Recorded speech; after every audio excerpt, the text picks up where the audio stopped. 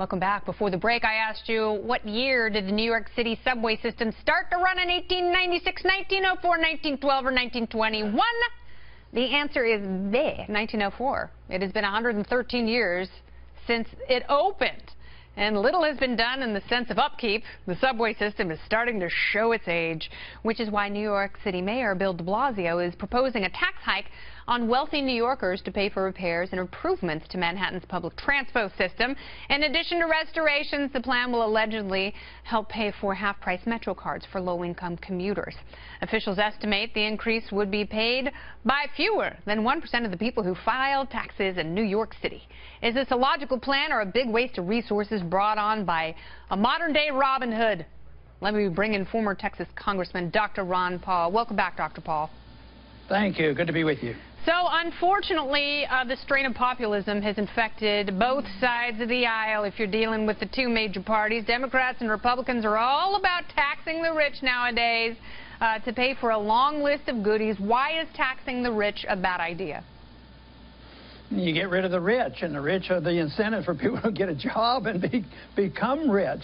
So it never works, and that introduces the notion of the fair redistribution of wealth, which is socialistic. You're facing a problem, which is a government problem. They created the subway system, and they weren't able to maintain it. You know, the only thing that I might consider, though, Kennedy, is what about the companies who make essentially all their profits over government contracts?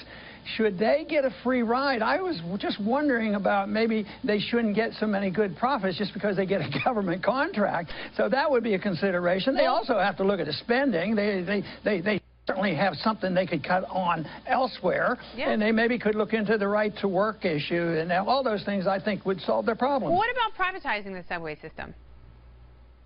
Well, I think I'm all for that. You know, in Houston, there's a lot of toll roads. I guess you have them up there, too. But, no, I think paying for something, I think if you have user fees, it makes a big difference. And if you have user fees or ownership, but how do you sell a subway system that's been in the government's hands for 100 years? It's conceivable, you know, they can do that. Yeah. But that would introduce the notion of the marketplace instead of coming along and saying, well, we'll just raise the fee.